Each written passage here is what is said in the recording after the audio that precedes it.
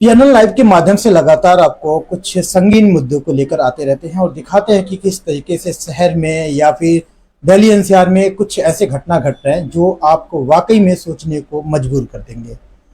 एक हमारे सामने बैठी है महिला, तकरीबन 15 साल पहले इनकी शादी होती है। आरती धमीजा नाम है और हनी धमीजा के साथ में इनकी शादी होती है।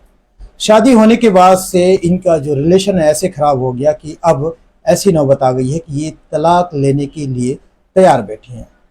इनके घर की जो हालात है वो आप सुनेंगे तो वाकई में एक महिला किस हद तक चाहती है कि अपना परिवार बसा के रखे, सही से घर सलामत रहे, लेकिन खटास 15 साल की एक लंबी अरसा एक टाइम काटने के बाद से जब इस तरीके की नौबत आती है तो वाकई में आप खुद डिसाइड करें कि इस तरीके से गलती किसकी है और क्या सजा मिलना चाहिए। आप जरूर कमेंट करके बताएं।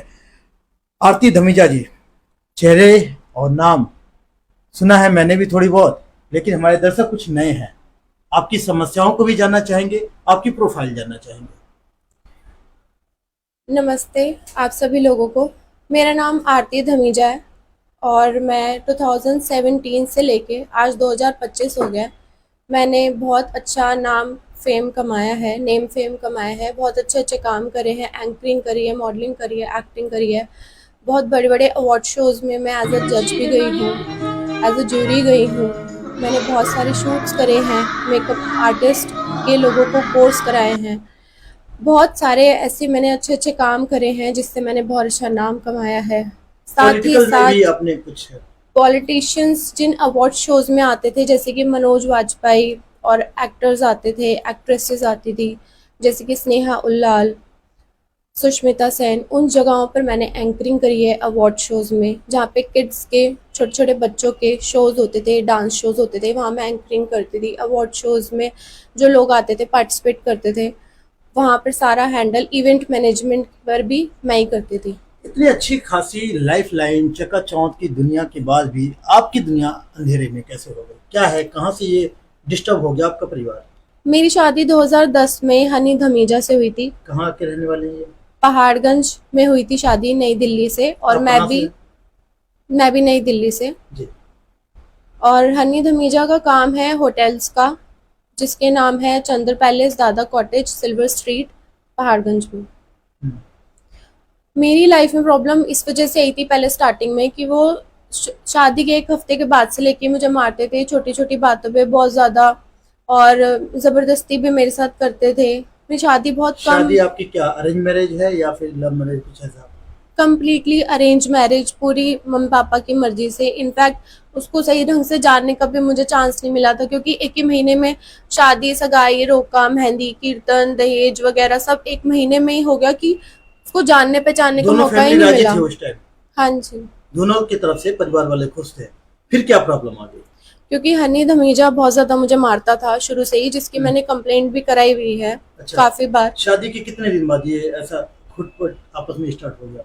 हफ्ते 10 दिन के बाद से ही उसने मुझे मारना शुरू क्यों? करा था। क्यों मारना स्टार्ट किया? छोटी छोटी बातों पे, जिसका मैं ऑनेस्टली बताऊं ना कोई सर पैर होता है, लाइक बच्चों वाली बात होगी, कोई ऐसी कोई खास वजह नहीं थी, बट उसको ये रहता था कि ये एक लड़की है तो ये किसी भी अपना पॉइंट ऑफ व्यू नहीं दे सकती। मैं अगर कहीं किसी जगह पर अपना पॉइंट ऑफ व्यू देती थी तो थप्पड़ खींच के मारता था मुझे और बोलता था क्यों बोल रही है, तो बोल नहीं सकती। और मैं नहीं बोलती थी तो ऐसे गला दबा के बोलता था मुझे गूंगी है क्या, बोल नहीं सकती। मतलब मैंने बहुत गंदी गंदी चीज़ें अपनी लाइफ में। मारने के बाद वो मेरे साथ फिजिकल भी होता था ज़बरदस्ती, चाहे मैं रो रही होती हूँ, चाहे मुझे पेन हो रहा होता था, क्योंकि मेरी शादी बहुत जल्दी एज में हुई थी। बट उसने कभी भी इस सब चीज़ों को रोक नहीं लगाई अपने मारने पे। मुझे गालियाँ बहुत गंदी गंदी देता था और मैंने उसके अगेंस्ट आवाज़ भी उठाई थी। मैंने अपने घर वालों को बताया था, हनी के घर वालों को मैंने बताया था, बट उन्होंने इस चीज़ के ऊपर कोई एक्शन नहीं लिया और उन्होंने बोला कि ये तो हमें भी गालियाँ देता है, तू तो फिर भी बीवी है। फिर भी मैंने अपनी शादी नहीं तोड़ी। बट अब परेशानी यहाँ इस लिमिट तक अब इस वजह से ज़्यादा हो गई कि अभी कुछ टाइम पहले ही मुझे पता चला कि जो हनी धमीजा का होटल्स का काम है, चंद्र पैलेस, गली नंबर 8, चुना मंडी, पहाड़गंज में, और दादा कॉटेज और सिल्वर स्ट्रीट चांदी वाली गली पहाड़गंज में है, और दादा कॉटेज भी पहाड़गंज चुना मंडी में ही है, चंद्र पैलेस भी पहाड़गंज चुना मंडी में ही है। इन तीनों होटल्स में वो प्रोस्टिट्यूशंस का काम करता है, जहाँ पर वो 18 साल से कम उम्र की लड़कियों को बेचता है, सप्लाई करता है, उनका फिजिकली यूज़ करता है, खुद भी अपने क्लाइंट्स को भी प्रोवाइड कराता है। और वो मैंने बहुत गंदी गंदी उसके फ़ोन में वीडियोस देखी है, वॉइस रिकॉर्डिंग है, जिसमें वो सेकंड को नहीं करेगा, हाफ सर्विस है। हजार 1200, कोई बात 2500, नहीं, भेज दे 3000 इसको, रुपए कितना तक का टाइम रेट लगेगा लगाता इसको है आने कुछ में? घंटों के लिए, लड़कियों का जिनकी उम्र ठीक है, भेज रहा 16 हूँ। साल 18 साल तक की है। 15 मिनट लगेगा, और 10 से 15 मिनट, उनका ठीक है, खुद भेज भी रहा हूँ। यूज करता है, गंदे गंदे ठीक है। शब्द, फुल सर्विस देगी, हाफ सर्विस देगी, पैकेट लगा के करेगी कि नहीं, इसको लेके आ रहा हूँ, ठीक मतलब बहुत, मैं क्या आपको शब्दों का इस्तेमाल करूं, मुझे बोलते हुए भी बहुत बुरा लग रहा है, क्योंकि मैं खुद एक लड़की हूँ। बहुत मुझसे बोला भी नहीं जा रहा इस वक्त पे, बहुत मतलब लाइक बहुत गलत काम करता है हनी धमीजा।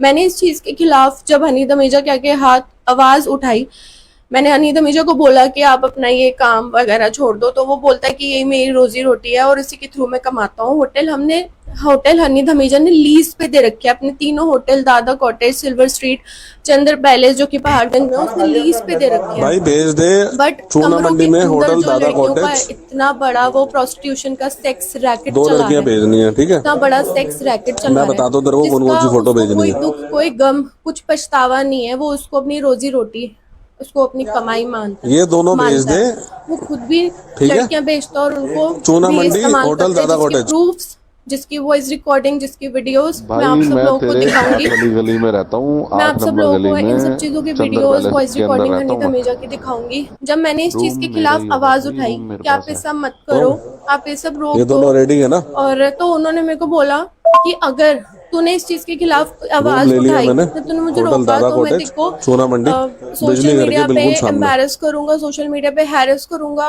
और मेरे बारे में हनी इस धमीजा ने नंबर पे वही भेज करा, बेटा जब मैंने दोबारा, इस चीज के चूना खिलाफ मंडी, आवाज उठाई पहाड़गंज, तो होटल सोशल दादा मीडिया पे कॉटेज। उसने मेरे साथ ये सब है बहुत सर, ये गलत सब है, ये उसने बताओ मेरे बारे में इसमें से बोला। बता दो कौन मैं कौन चाहिए। किसी के भी साथ खड़ी होती हूँ जिसकी उसकी तो वो फोटो भेज बोलता दे है यार, कि तो इसका फुल इसके सर्विस साथ इसकी है, टाइम खराब कोई मत कर। संबंध है।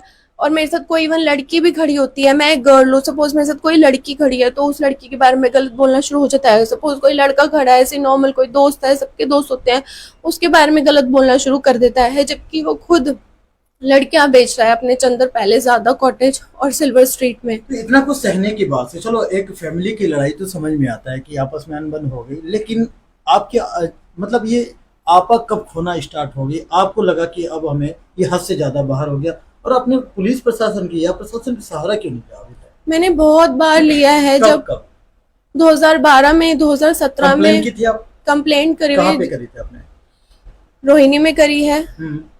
वुमेन सेल में भी करी है, जिसकी मैं जो रिसिप्ट है वो आपने ये प्रूफ, ये रिकॉर्डिंग, ये चीजें आपने मेरे पास सोचा? सब है। ये मेरे आपने पास दिखाया वहाँ पे थाने में? यस, मैंने दिखाया है, 2025 में भी कर चुकी हूँ। इवन 2017 में हनी धमीजा ने मेरे को लिख कर अपने हाथों से दिया था कि मैं आरती को कभी भी मारूंगा नहीं, कभी गाली नहीं दूंगा। इवन मेरे पेरेंट्स भी आरती को कभी भी दुख तकलीफ नहीं पहुंचाएंगे, मैं आरती पे कभी हाथ नहीं उठाऊंगा। अगर मैं ऐसा करता हूँ तो उसका मैं जिम्मेदार हूँ। और वो उसने ये लिखा जब, तो उस पे उसने ऑफिशियल सिग्नेचर भी हनी धमीजा ने 2017 में करके दिए, जिसका भी मैं प्रूफ अभी दिखाऊंगी। और बट अभी क्या है ना कि वो जिस तरह से लड़कियां खुलेआम सेक्स रैकेट चला के बेच रहा है, वो जब मैं अब इस चीज के अगेंस्ट हूँ, तो अब वो मुझे ही फिजिकली हैरेस भी करता आया है जबरदस्ती। वो दूसरी लड़कियों के साथ भी वो जबरदस्ती करता है, साथ ही साथ उसकी और गर्लफ्रेंड्स भी है। प्रोस्टिट्यूशन बिजनेस में तो वो है ही, उसकी गर्लफ्रेंड्स भी हैं उसके अभी अलावा। फिलहाल जो अब ये मामला बहुत उलझ गया है, तो अब इसमें तो पहले बात तो आपको कंप्लेन करना चाहिए। तो आप यहाँ पे ऐसे सोशल मीडिया पे या फिर मीडिया में अपनी बात करने के बाद से इससे क्या बताना चाहते हो? क्यों किसको दिखाना चाहते हो? सोशल मीडिया पे मैं इसलिए दिखाना चाहती हूँ, मैं चाहती हूँ आम जनता को ये बात पता चल सके कि हनी धमीजा कितना बदनाम, कितना गिरा हुआ इंसान है, जो खुलेआम लड़कियों का धंधा कर रहा है, सेक्स रैकेट चला रहा है। मैं आप सब लोगों से जानना चाहती हूँ कि क्या ये लीगल है? 18 साल से कम उम्र की लड़कियां, 15 साल 16 साल की लड़कियां, जिनको वो बेच रहा है होटल में, हजार में, 1200 रुपए में, 2500 रुपए में, 2-3 घंटों के लिए, खुद भी उनका इस्तेमाल कर रहा है, यूज कर रहा है। अपने जो होटल में क्लाइंट्स आते हैं उनको प्रोवाइड करा रहा है, ताकि होने के बावजूद आप 15 साल फिर कैसे काटे? मैंने 15 साल अपने इसलिए काटे क्योंकि मैं किसी भी तरह से ये शादी को चलाना चाहती थी। आपके बच्चे भी हैं? मेरा एक बेटा है। अच्छा, और आप अब फिलहाल ये डिसाइड क्या आगे की क्या कार्रवाई चाहते हैं, क्या आप? हनी धमीजा के लिए अब लीगल एक्शन बहुत स्ट्रिक्टली होगा और होके रहेगा, क्योंकि एक लिमिट होती है बर्दाश्त करने की। मैंने इस इंसान की मार भी खाई है, मैंने इस इंसान की गालियां भी खाई हैं, मैंने सब सहा है, सब कुछ सिर्फ इसलिए कि मेरी मैरिड लाइफ चले। बट अब जो करा है ना इसने, अब जो ये धंधे में घुस गया है, दलालों के साथ इसके कॉन्टेक्ट्स हैं, मुझे तो मैं खुद अपने आप को अनसेफ फील करती हूँ। मतलब आप सोचो, मुझे ये तक पता होता है कि आज ये 3 लड़कियों के साथ करके आया है, और घर आकर सोचो ये मुझे फोर्स कर रहा होता है, तो मेरे पे क्या बीतती है उस वक्त पे, जब ये रात को नशे की धुत में घर आता है और मुझे पता होता है कि 3 लड़कियों के साथ करा है। दोपहर में उठते ही इसका धंधा चालू हो जाता है, सामान नाम से नंबर सेव है, लड़कियों को ये सामान बोलता है, सामान। कितने सामान आए हैं, ये लड़की पसंद नहीं, दूसरी भेज दे, छोटी वाली भेज दे, कच्ची गली भेज दे। तो गंदे गंदे शब्दों का इस्तेमाल करता है लड़कियों के लिए। बहुत ही ज्यादा एम्बैरसिंग लगता है, बहुत ज्यादा ऐसा लगता है कि अब मेरी कहाँ शादी होगी, क्योंकि एक लड़की जब शादी करती है एक बार, उसको लगता है कि हम लोग अब लाइफ टाइम रहेंगे या फिर एंड तक रहेंगे। बट ऐसे इंसान के साथ जो लड़कियां बेच रहे हैं खुलेआम, उसके साथ रहना बहुत मुश्किल है। क्यों? मैं आप लोग सब लोगों से जानना चाहती हूँ, क्या ऐसे इंसान के साथ क्या कोई लड़की रह सकती है जो लड़कियां बेच रहा है? और एक वाइफ को सब पता चल गया है, जब एक वाइफ को सब पता चल गया और जब वो उसके खिलाफ आवाज उठा रही है, तो मेरे को धमकी दी जा रही है कि अगर तूने इस चीज के खिलाफ आवाज उठाई, मेरे काम धंधे में तो बीच में आई, तो मैं तेरे को तलाक भी दूंगा, और साथ ही साथ सोशल मीडिया पे देखो इतना एम्बैरस कर दूंगा, इतनी तेरी बेइज्जती कर दूंगा, इतना तेरा जो अच्छा खासा नाम तूने कमाया है अपनी मेहनत से, अपने बलबूते पर, इतना तेरे को एक्सप्लॉइट कर दूंगा कि तू कहीं पर भी कुछ भी नहीं कर पाएगी। देश दुनिया की हर लेटेस्ट खबर देखने के लिए सब्सक्राइब करें हमारे चैनल PNN को, और साथ ही बेल आइकन दबाना ना भूलें।